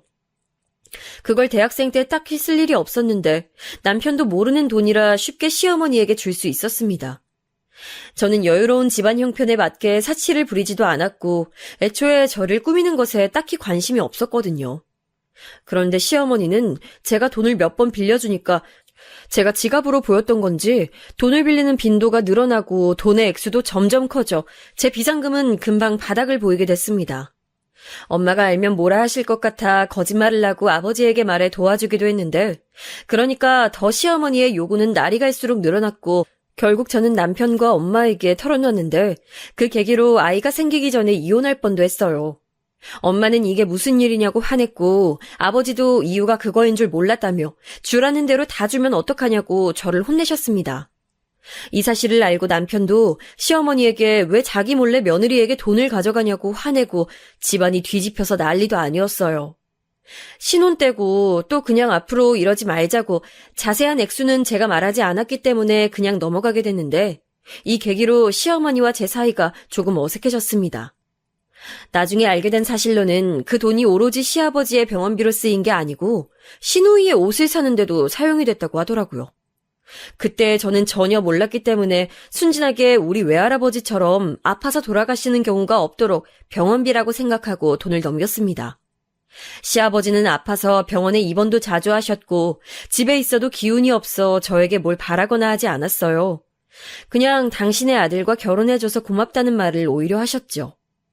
남편은 3남매 중 장남이라 동생이 둘이었는데 제가 결혼했을 땐 둘째 도련님은 대학생이었고 막내 시누이는 고등학교를 졸업하고 동네 회사에서 경리로 일하고 있었어요. 남편은 우리 친정에서 집을 사줘서 따로 살았는데 시동생들은 아직 시어머니랑 살고 있었거든요. 그런데 제가 시댁에 갈 때마다 시누이가 얼마나 얄미웠는지 몰라요. 저는 요리를 살면서 해볼 일이 별로 없기도 했고 또 관심도 없어서 잘하지 못했는데 시어머니는 본인이 요리를 가르쳐준다고 저를 시댁으로 종종 부르셨습니다. 그래서 남편은 출근했으니 저도 혼자 집에 있으면 심심하니까 시댁에 가서 요리를 배워야지 생각하고 갔더니 퇴근한 시누이가 제가 한 요리를 맛보고 이게 뭐냐고 대놓고 면박을 주더라고요. 시어머니가 가르친 대로 한 요리인데 어찌나 뭐라 하던지 너무 민망했습니다. 아니, 언니는 이렇게 요리하는데 오빠가 뭐라 안 해요? 그냥 별말 없더라고요. 잘 먹던데요. 심지어 잘 먹어서 살쪘잖아요. 우리 오빠지만 진짜 보살이다, 보살. 언니, 우리 엄마한테 요리 많이 배워요. 소금을 넣으니 살이 찌죠. 남편은 제 말대로 진짜 그냥 제가 한 요리는 잘 먹기도 했었고 무엇보다 엄마가 제 요리 실력을 알기도 했고 결혼해서 처음 살림하게 된 딸이 걱정된다고 집에 일하시는 이모를 몇 번 보내주셨거든요. 제가 어릴 때부터 우리 집에서 일하셨던 이모라 제 입맛을 아니까 종종 남몰래 와서 요리를 해주셨는데 요리 솜씨가 워낙 좋으셨던 분이라 남편도 잘만 먹었어요. 저는 시어머니보다 일하던 이모에게 요리를 배웠고 나중에 그 솜씨로 시댁 가서 요리했더니 진짜 그렇게 아프셔서 기운이 없던 시아버지가 밥을 한 그릇 다 비우실 정도였습니다. 저한테 고맙다고 하실 정도였는데 근데 그걸 보고 시어머니가 뭐라고 했는지 아세요? 역시 나한테 배워서 요리가 늘었네. 앞으로도 와서 배워. 요리도 해야 느는 거야. 알겠니? 저기에 뭐라 대답해야 할지 도저히 몰라서 가만히 있었더니 시누이도 옆에서 본인 엄마의 음식 솜씨가 워낙 유명해서 이웃들이 와서 일부러 밥을 먹고 간다고 하더라고요. 그런데 진짜 제가 시누이와 시어머니가 얄미워서 그런 게 아니고 진짜 시어머니의 요리 솜씨는 객관적으로 별로입니다. 오죽하면 남편이 결혼하고 제가 한 요리를 먹고 살이 10kg이 넘게 찔 정도였어요. 평생을 살이 찐 적 없는 남편이라 결혼 전에 너무 말라서 저는 남자가 왜 이렇게 말랐냐고 물어볼 정도였는데 결혼하자마자 제 요리를 먹고 찐 남편은 김치찌개가 이렇게 맛있는 음식인 줄 몰랐다고 할 정도였어요. 저한테 막 심하게 시집살이를 시키진 않았는데 이런 식으로 감정을 상하게 하는 시어머니와 시누이 때문에 저는 시댁 가는 것을 좋아하지 않았습니다. 그런데 시어머니는 장남에 대한 사랑이 엄청나서 시댁에 간 날이 일주일만 지나도 얼굴을 까먹을 정도라고 집에 오라고 계속 전화해서 안 갈 수도 없었어요. 가기가 싫어서 남편만 보내려고 했더니 남편이 그래도 결혼했는데 혼자 가면 남들이 뭐라고 생각하겠냐고 저를 꼭 데려갔습니다. 남편은 저한테 진짜 최고의 남편이었는데 돈도 잘 벌고 무엇보다 다정하고 웃겼어요. 저는 웃긴 사람이 이상이었던 적은 없는데 남편을 만나고 나니까 제가 웃는 상황이 많아서 친구들에게 웃긴 사람과 결혼하라고 할 정도였습니다. 장남한테 엄청나게 의지하는 시어머니는 남편에게 진짜 하루도 빠짐없이 전화하고 집에 무슨 문제가 생기면 무조건 남편에게 먼저 연락하셨어요. 분명 집에 도련님이 있는 것을 저는 알고 있는데 시아버지가 상태가 안 좋아지면 병원도 119도 아니고 은행에서 일하는 남편에게 제일 먼저 알리셨습니다. 시아버지는 입원과 퇴원을 반복하셨는데 거기에 대한 비용을 우리 집이 제일 많이 지출했어요. 둘째 도련님이 대학교를 졸업하고 취업해서 돈을 벌어도 막내 시누이가 격리 일을 하며 돈을 벌고 있어도 결혼한 우리 남편이 제일 많이 돈을 줬습니다. 만약 우리 친정이 여유 있지 않았으면 아마 우리 부부는 결혼하고 1년 만에 길바닥에서 생활했어야 할 거예요. 물론 시어머니가 일하고 있지 않아 수입이 없었기 때문에 자식들이 돈을 모아서 시아버지 병원비와 시어머니 생활비를 드려야 한다는 사실은 저도 알고 결혼했으니 어느 정도 예상은 했었어요. 하지만 저도 아이를 가질 계획이 있었는데 자꾸 월급의 반이 넘게 시댁으로 빠지니 현실적인 문제가 생겨서 남편과 진지하게 얘기도 많이 했습니다. 하지만 대화의 끝은 항상 시어머니가 3남매를 키우느라 특히 장남인 남편의 대학을 보내겠다고 막내 시누이는 대학도 못 갔으니 어쩔 수 없다는 결론이 나왔어요. 남편은 잘하면서 자기가 제일 지원도 많이 받았고 첫째라 부모님의 기대도 있으니 그걸 갚아야 한다고 했고 외동이었던 저는 형제가 있으니 어쩔 수 없나 생각하고 동의했습니다. 결국 부족한 생활비는 우리 친정에서 사정을 알고 도움을 주어 해결했는데 돈도 문제였지만 결혼하고 남편은 아직도 그 집의 아들 역할을 많이 했어요. 물론 저도 이해는 하지만 문제는 그 정도가 지나쳤다는 겁니다. 이미 결혼해서 차를 타고 30분 거리에 있으니 웬만한 일은 도련님도 집에 있으니까 도련님과 시누이의 도움을 받았으면 좋겠는데 시어머니는 시아버지가 병원에 입원해야 하는 일이 있으면 항상 우리 남편을 불렀어요. 또 퇴원할 때도 남편을 부르고 그러다 보니 주말은 시댁에 가는 게 당연했고 소중한 쉬는 날도 시댁에 가야 했죠. 그러다 제가 첫째를 임신하게 됐는데 어느 날은 저도 참다가 빵 터져버린 날이 있습니다. 제가 임신 중에 다행히 첫째 때는 입덧도 없었고 몸도 건강했어요. 그래서 너무 집에만 있어도 좋지 않대서 일부러 친정도 자주 방문하고 했습니다. 하나밖에 없는 외동딸이 임신했다고 하니까 부모님도 저에게 신경을 많이 쓰셨고 또 제 건강에 대해 걱정하셨어요. 그런데 그날은 제가 남편과 같이 시간을 내서 산부인과로 방문하자고 한 날이었습니다. 정기검진이었는데 갑자기 아침에 시어머니가 전화가 와서 울면서 시아버지가 아프다고 병원에 같이 가자는 거예요. 그날 전에는 저도 남편에게 웬만하면 시댁에 보내줬는데 그날은 저랑 같이 병원에 가는 날이었고 심지어 그 이유도 임신 때문이었는데 시아버지 때문에 또 시댁에 불려가는 남편을 볼 수가 없었습니다. 아니, 꼭 가야 하는 거야? 오늘 몇 주 전부터 힘들게 예약 잡은 거잖아. 아버지가 아프시다는데 어떡해. 나도 이런 적이 처음이라 너무 힘들다. 그럼 나 혼자 가? 병원을? 당신 마누라는 걱정 안 돼? 제가 평소와 다르게 말하니까 남편은 한숨을 쉬고 시어머니에게 전화해서 둘째 도련님과 가라고 했더니 네 아빠 죽겠다는데 장남이 어떻게 그럴 수 있냐고 울면서 따지는 목소리가 하도 커서 제 귀에까지 들렸습니다.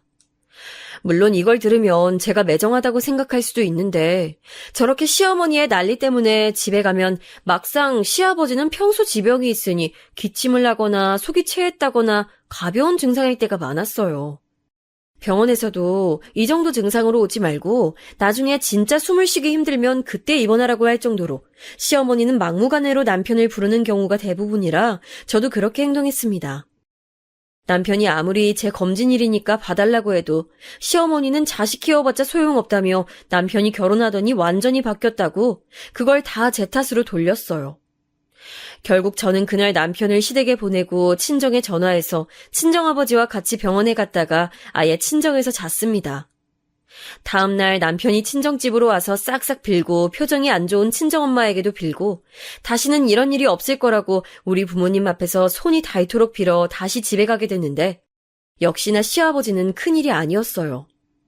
더 웃겼던 점은 이 일로 시어머니와 시누이가 또 저한테 뭐라 했는데 이유가 시댁 무서운 줄 모른다는 이유였습니다.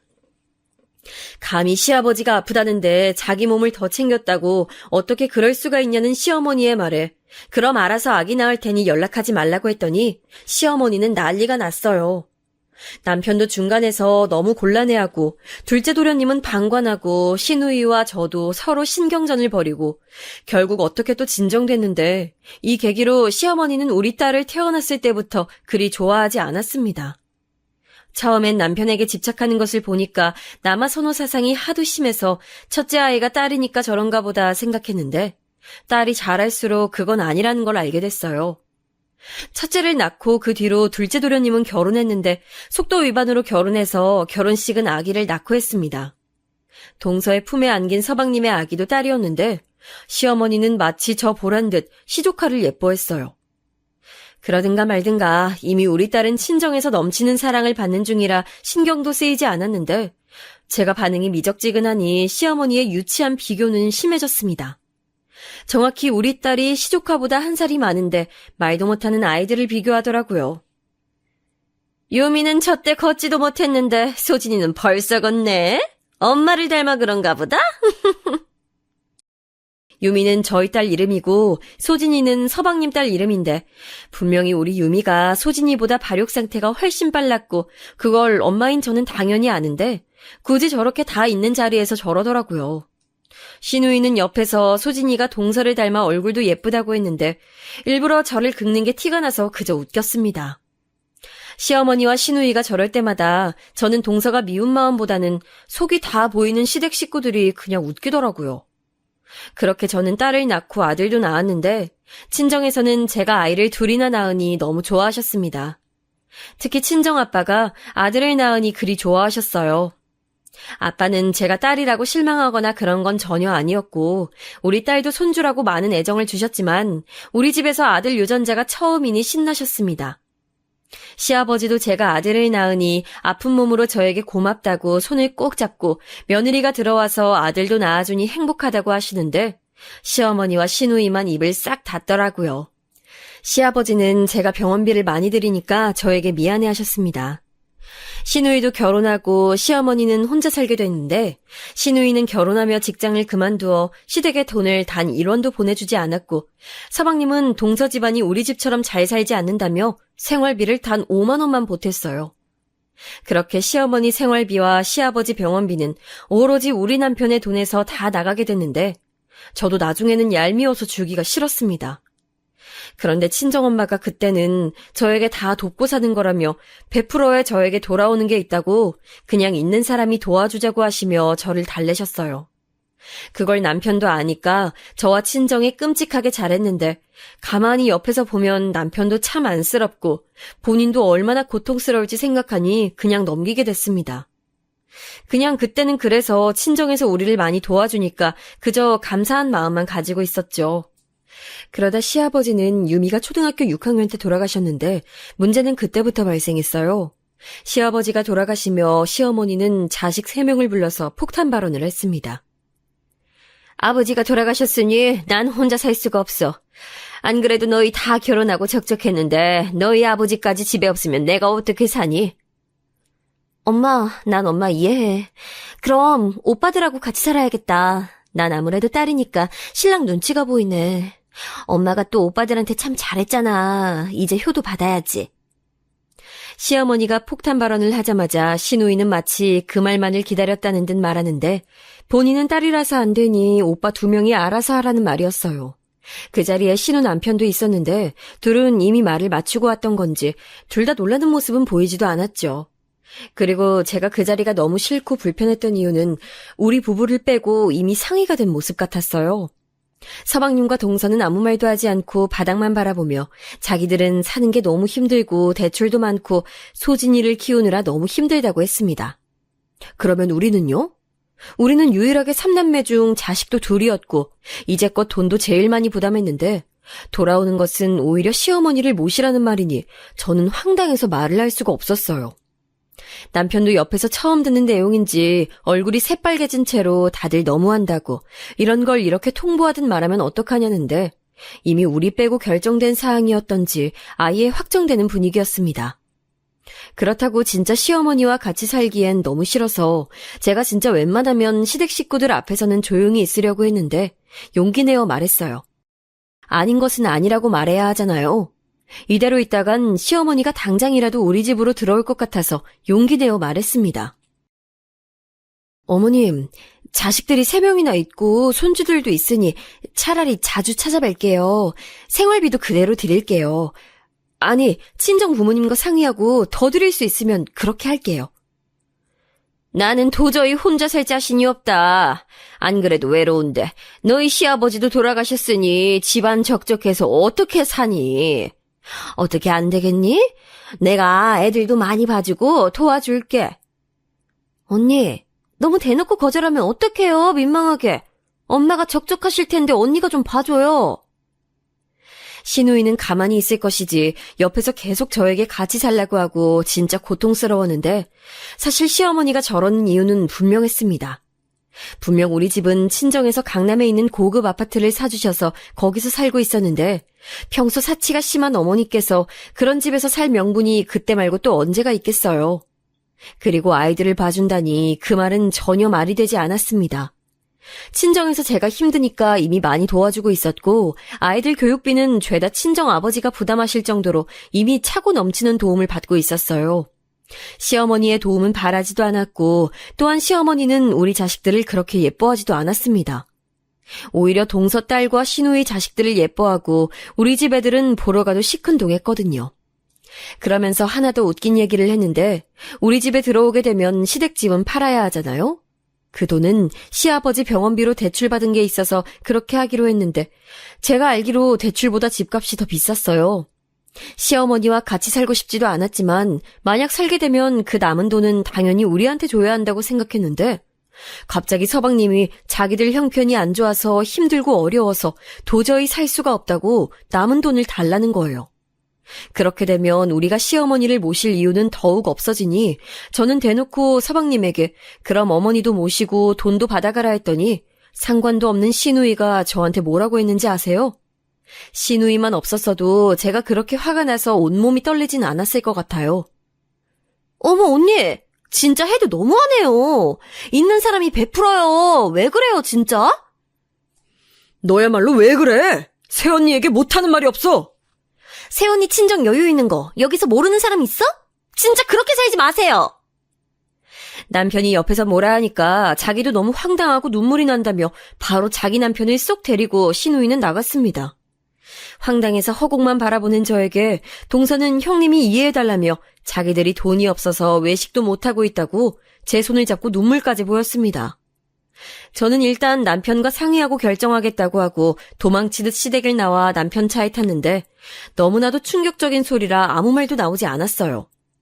남편은 그때부터 울기 시작하더니 집에 도착하고는 안방에 들어오자마자 무릎을 꿇고 저에게 미안하다고 그런데 한 번만 눈 딱 감고 자기 엄마와 같이 살면 안 되겠냐고 했습니다.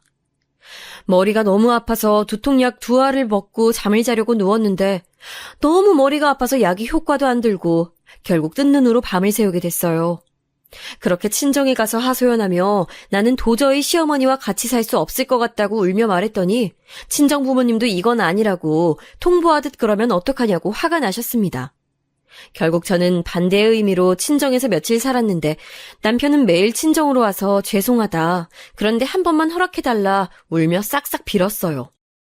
아버지가 돌아가신 직후라 지금 식구들이 티를 내지 않아도 상심이 크다고 이해해달라고 하니까 엄마는 또 외할아버지 생각이 나신 건지 저에게 슬며시 일단 살다가 무슨 일이 생기면 그때 생각하자고 하더라고요. 시어머니를 포함한 시댁 식구들은 꼴도 보기 싫었지만 남편은 분명히 저에게 잘했었고 시댁 일만 빼면 저에게는 최고의 남편이었습니다. 저한테만 잘했던 건 아니고 남편은 아이들한테도 잘해서 아이들은 남편이 퇴근할 시간만 기다릴 정도였어요. 그렇게 저는 결국 시어머니와 같이 살게 됐는데 예상대로 시어머니는 저에게 사사건건 관심이 많았습니다. 저는 서울 토박이고 친구들도 다 주변에 있어서 모임이 많은 편이에요. 그래서 일주일에도 몇 번이나 나가서 친구들과 모이고 아이들 친구 엄마들하고 만나서 교육 얘기도 하고 대화를 하는 시간이 많습니다. 그런데 시어머니는 제가 그렇게 나가니까 본인과 놀아주지 않는다고 시누이에게 전화해서 외롭다고 했었나 봐요. 시누이가 저한테 연락이 와서 언니 힘든 건 알지만 자기 엄마한테 신경을 써달라고 했습니다. 그렇게 걱정되면 본인이 엄마를 모시고 살던가 절대 그러진 않으면서 저에게 시어머니가 어떤 요리를 좋아한다고 굳이 얘기하는 시누이가 얼마나 미웠는지 몰라요. 시어머니는 또 우리 집 살림에 손을 많이 댔는데 저는 특히 부엌에 예민하거든요. 어느 정도 신혼이 지나고는 친정엄마가 제가 걱정된다며 이모님을 보내주신 것도 제가 부엌에 타인이 들어오는 것이 불편해서 오지 말라고 했을 정도였는데 시어머니는 저를 상당히 불쾌하게 했습니다. 그릇 정리도 제가 다 생각이 있어서 선반에 차례대로 정리한 거를 시어머니는 본인 마음대로 꺼내서 정리하고 거기에 모자라서 심지어 아주 비싼 그릇을 깨기도 했어요. 유럽에 가서 사온 아주 비싼 그릇인데 그걸 깨놓고 말도 안 하고 은근슬쩍 넘어가려고 한 모습에 저는 기가 찼습니다. 시누이와 서방님은 잘 사는 편이 아니었는데 시어머님은 우리 집이 본인 집으로 착각했는지 자꾸 시댁 식구들을 우리 집으로 부르곤 했어요. 우리가 아무리 시어머니를 집에 모셔도 우리 집 명의가 시어머니로 바뀌는 게 절대 아닌데 마치 자기 집인 것처럼 행동하는 시어머니가 얼마나 얄미웠는지 몰라요. 엄마, 애들은 어디서 재워? 이불은 어딨어? 애들 재워야겠다. 이쪽 방에서 재워. 이불은 저쪽 방 옷장에서 꺼내. 시누이도 우리 집을 자기 엄마 집으로 하는 건지 집주인인 저한테 물어보지도 않고 자꾸 집안 살림을 건들 때도 시어머니에게 묻고 그러더라고요. 남편이 그럴 때마다 나서서 왜 그러냐 하고 중재하는데도 들은 척도 하지 않는 시어머니와 시누이를 보고 얼마나 기가 막혔는지 모르겠습니다. 그러다 보니까 저도 사람인데 당연히 시어머니에게 잘해주고 싶은 마음이 들지 않았어요. 그리고 아이들이 크며 자꾸 시어머니와 더 부딪히게 됐는데 시어머니는 같이 사는 우리 딸과 아들보다 시조카인 소진이를 더 예뻐하셨습니다. 저는 개인적인 감정으로 소진이를 미워하거나 그러지 않아요. 똑똑한 조카라서 오히려 기특하고 평범한 집안에서 우등생으로 공부하는 게 대단하다고 생각합니다. 그런데 시어머니는 자꾸 우리 유미랑 소진이를 비교해서 유미가 대놓고 저에게 불편하다고 할 정도였어요. 그리고 그 비교는 우리 유미가 대학에 입학하고 더 심해졌습니다. 정확히 말하면 유미는 어려서부터 공부에 흥미가 없었어요. 저는 엄마 마음에 유미가 공부를 잘했으면 살기 편하니까 어릴 때부터 사교육을 많이 시켰는데 유미는 전혀 관심을 보이지 않았죠. 그래서 저도 어느 순간 유미에게 공부를 시키지 않았고 예체능 쪽에 관심이 있을 수도 있으니 활동도 많이 시키고 경험을 많이 하게 해줬어요. 유미와 단둘이 여행도 많이 다니고 미술, 음악, 체육 등 흥미가 있으면 주저하지 않고 시켜줬습니다.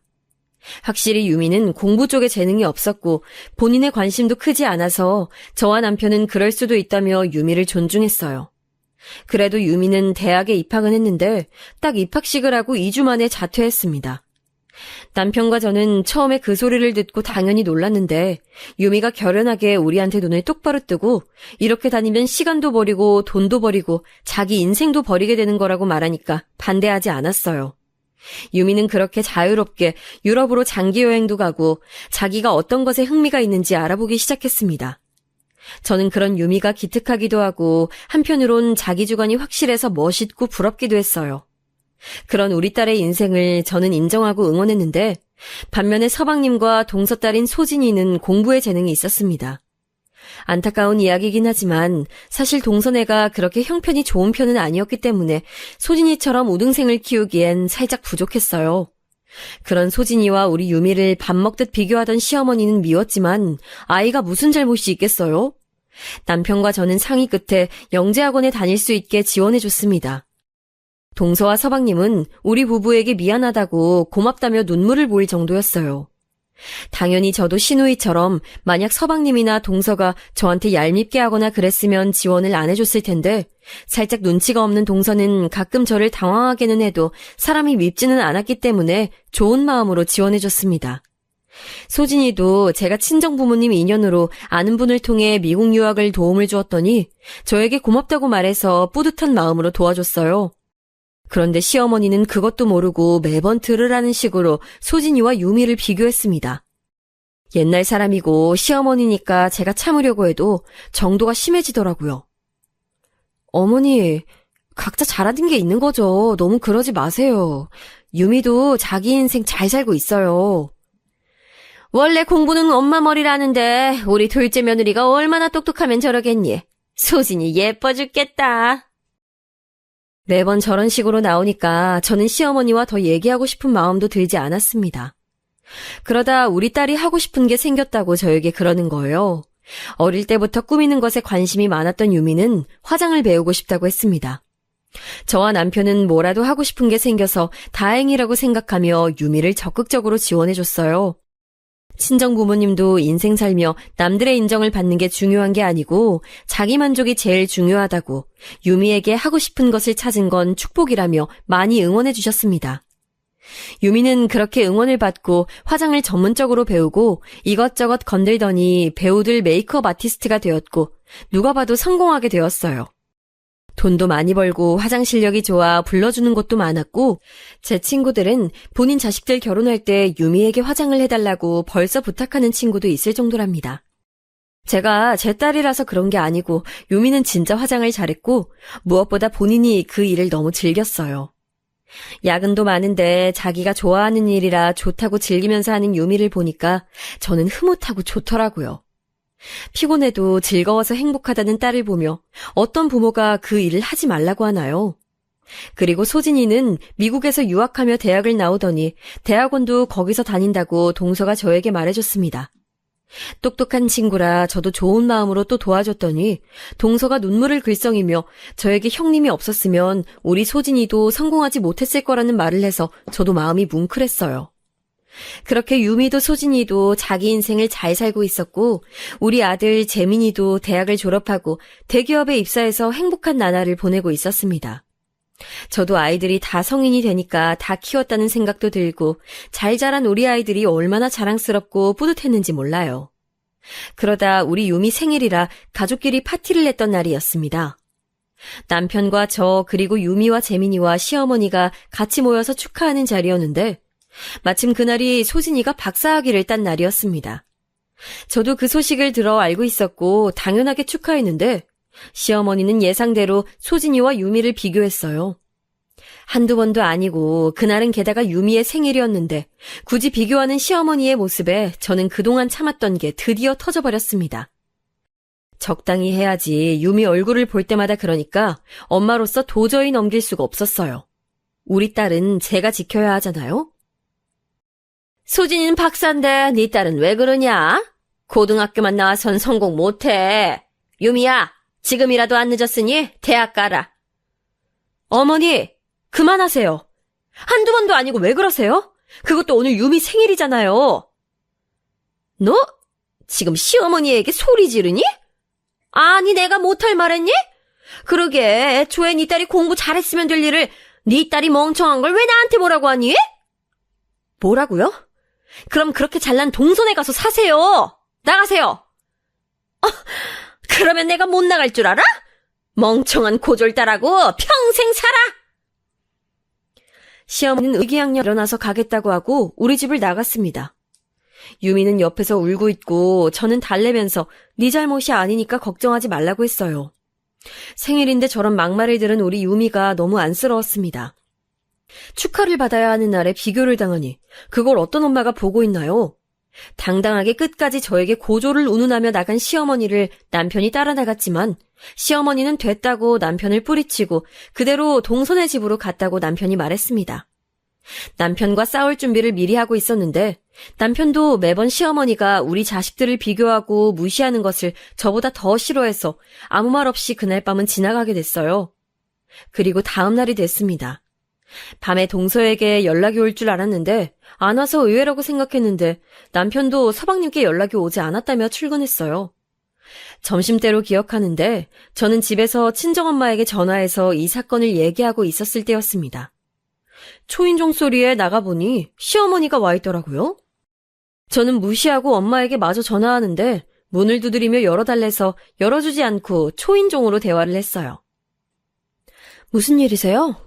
저 어머님하고 할 말 없어요. 동선의 집으로 가서 사세요. 그렇게 동선의 집하고 우리 집하고 비교할 땐 언제고 지금 왜 오셨어요? 내가 미안하다. 이제 안 그럴 테니 문 열어다오. 싫은데요? 어머님 들어오면 또 우리 애들 무시하고 동선애랑 이간질 할 거잖아요. 저는 사실 왜 시어머니가 온 줄 몰랐어요. 근데 진짜 시어머니는 단 1초도 우리 집에 같이 살기가 싫었습니다. 시어머니는 급기야 울며 서방님 집에 갔더니 동서가 잘방이 없다고 쫓아냈다며 저에게 문을 열어달라고 하더라고요. 저는 그 소리를 듣고 눈치 없는 동서가 이번에 큰 건을 했다고 생각하며 밖에 있는 시어머니에게 말했습니다. 아니요? 우리 집도 방 없어요. 그러면 그렇게 대단한 소진이네 집에 가서 자세요. 내가 미안하다고 하잖니. 이제 유미랑 소진이 비교 절대 안 할게. 그렇게 말하고 저는 그대로 아무리 초인종이 울려도 들은 척도 하지 않았어요. 시어머니는 밖에서 계속 문을 두드리고 난리쳤지만 저는 1시간을 기다렸습니다.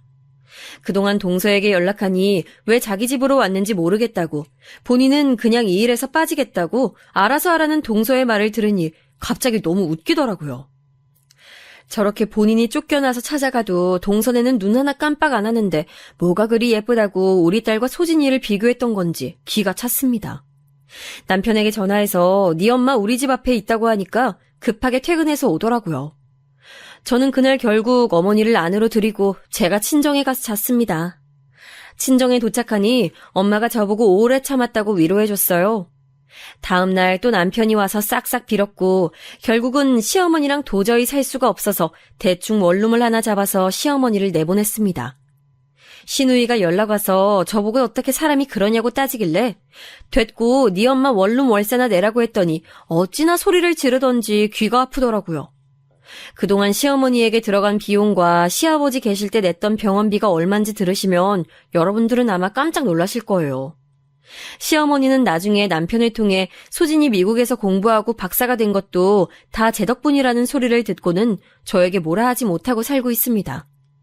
더 통쾌한 것은 소진이가 중간에 한국을 왔을 때 가족들이 다 모였었는데 거기서 자기의 박사는 다 큰엄마인 저 덕분이라고 어찌나 길을 살려주던지 그동안의 서름이 다 씻겨 내려갔어요. 시누이는 처음엔 저와 남편에게 뭐라 하다가 나중엔 할 말도 없는지 입을 꾹 다물고 있었고 시어머니는 본인 화를 주체하지 못하는지 심지어 저한테 연락도 안 오고 있답니다. 시어머니 연락이 안 오면 오히려 제가 좋아서 아주 즐거운 나날을 보내고 있어요. 이 자유가 도대체 얼마만인지 모르겠는데 너무 즐겁습니다.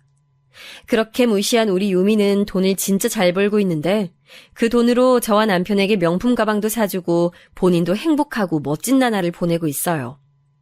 마음 같아선 그동안 들어갔던 돈을 다 돌려받고 싶지만 남은 인생이라도 우리끼리 즐겁게 지내자고 남편과 얘기한 뒤로는 그냥 이대로 살려고 합니다. 남편에게 놀랐던 점은 본인도 시어머니와 사는 것이 힘들었다고 원룸으로 내보낼 때 본인이 나서서 적극적으로 내보내더라고요. 사실 옆에서 지켜보던 남편이 진짜 힘들긴 했어요. 안쓰러운 마음이 항상 있었는데 시어머니는 오로지 남편만을 바라보며 의지하고 기댔기 때문에 저는 오히려 그런 남편이 안타까워서 뭐라 하지 못한 것도 있습니다. 제 사연은 여기까지인데 어떻게 잘 들으셨는지 모르겠습니다. 감사합니다.